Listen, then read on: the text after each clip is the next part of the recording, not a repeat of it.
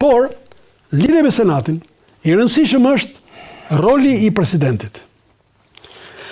Presidenti, nga një president shumë i fuqishëm dikur, para 25 vjetësh që ishte Berisha, përfundum një president pa pikë vlere, pa pikë fuqie, nuk them vlerë, se vlerë mund të kenë ata personalisht, pa pikë fuqie juridike, siç është Begaj e tjerë.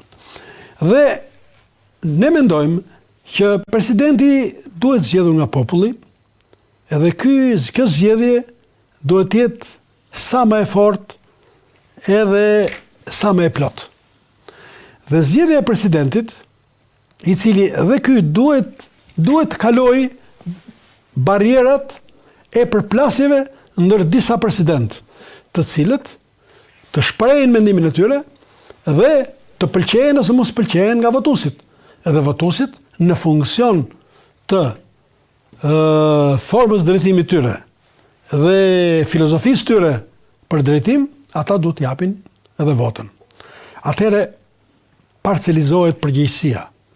Përgjegjësia që ka çdo kryeministër, përgjegjësia që ka çdo president, përgjegjësia që ka parlamenti, përgjegjësia ka senati, përgjegjësinë që ka drejtësia. Edhe gjitha këto përgjegjësira kanë një përfundim, është një mesatare e mundshme e realitetit pozitiv. Kështu që ky president, i cili nga ato që kemi lexuar deri tashti, nuk do jetë një president i karakterit presidencial të plot, por do të jetë gjysmë presidenciale. Më tepër në mes nivelit të Francës edhe Rumanisë. Rumania e ka më tipike këtë lloj presidence.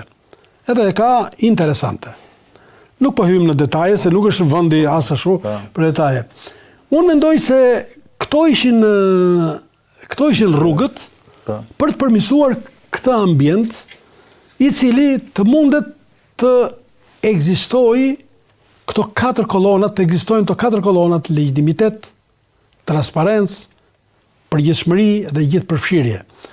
Dhe nëse bëhen këto, sigurisht që ne do e kemi shumë më të lehtë të mbjellim të vërtetën historike të shqiptarëve, e cila me ç'duket, duke mos marrë të drejtën pavarësisht nga bindjet tona, që me ç'duket jemi nga njerëzit, nga popujt më interesant sot në botë.